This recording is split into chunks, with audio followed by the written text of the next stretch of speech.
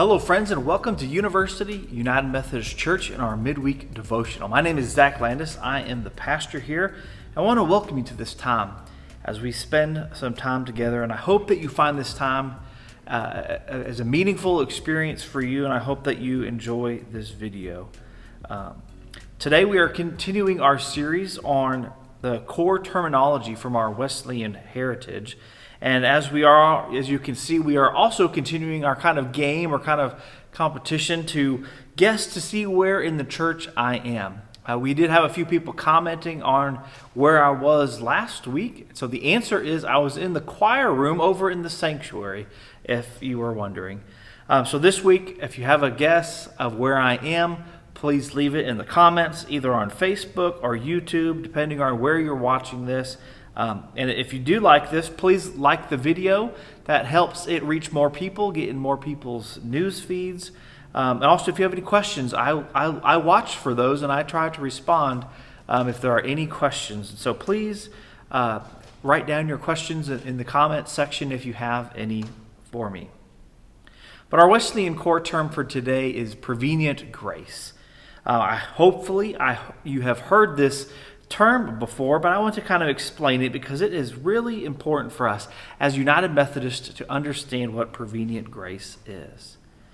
Now, prevenient grace is a part of what we as United Methodists believe is a process of salvation. We believe that it's a process, it's a journey of salvation as we kind of describe it.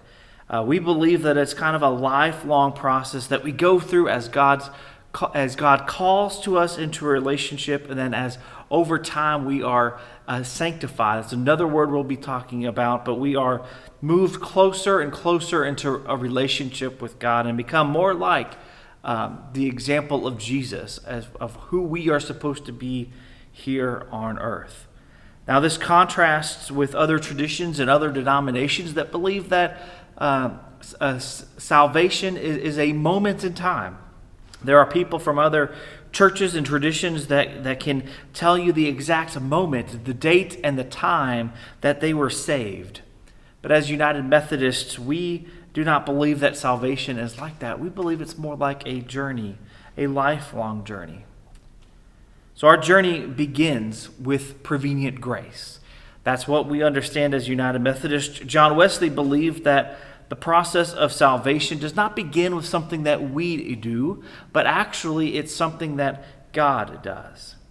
Wesley believed that God was the first to act in inviting us into this relationship, to move us towards this restoration of this broken relationship between humans and God. And that's what prevenient grace is. It's the love of God that is in our lives, that is present in our lives, even before we know it, and it's there from the very beginning. You know, this is an important part of our journey of salvation because it is God who acts first and is coming towards us, is extending the hand out to us. Now, another important thing to kind of remember about prevenient grace is that it's universal, meaning that it's offered to everybody. It doesn't go out just to certain groups of people or as other traditions say, only the people who were destined to accept it. But God freely gives this invitation to a relationship out to everybody. It goes out to all of humanity, and it's poured out upon us even before we become aware of it.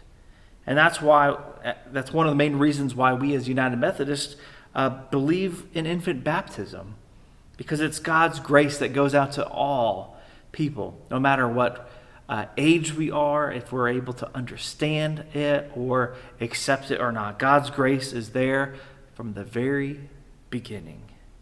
But while this offer is extended universally and offered to all, salvation in United Methodist terms is not universal. So that doesn't mean that everybody is saved. We believe as United Methodists, along with what John Wesley believed, that this grace is freely given.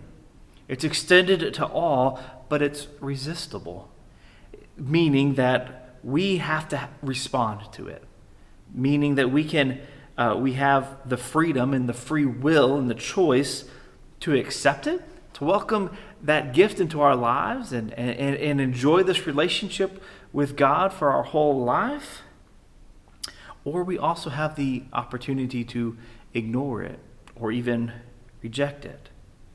However, along with this, we believe that because of prevenient grace is always there, it's God's presence and God's love always in our life, whether we know it or not, whether we've accepted it or not, it's there.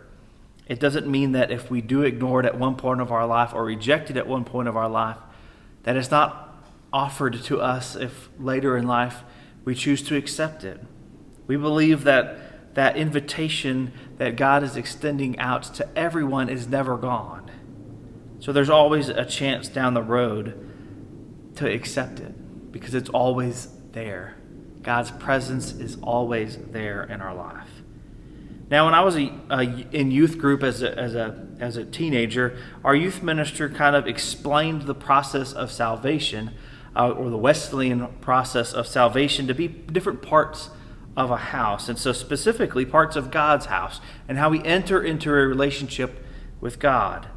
Now, prevenient grace is God coming out of the house into the world and calling everybody from outside and saying, come on in, right? And so this invitation was God going out to us who are on the porch or maybe out in the yard and inviting us into the house. Now, as a part of that, once we accept it and we hear it, we have the choice to hear and go in, and going through the doorway is that process of justification, another word we're going to be talking about later.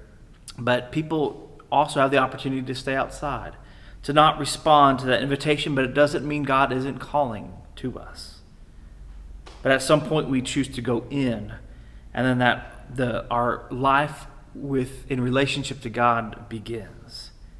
But my friends, even though we're all on a journey of salvation, it begins with prevenient grace. And so that is what we are talking about today. And if you have any ideas, this is kind of my challenge or homework for you. If you see in Scripture anywhere where there is prevenient grace happening, please leave it in the comments and let's get a discussion going about prevenient grace. But my friends, I hope that you have enjoyed this video. I thank you for watching it. I hope that you can like it and share it to your own Facebook or YouTube pages. Helps get more people, gets into more people's feeds because of the algorithms. But if you have any comments or questions, remember I look for those, and so just post them and I'll respond. But I hope you have a great day. See you next time.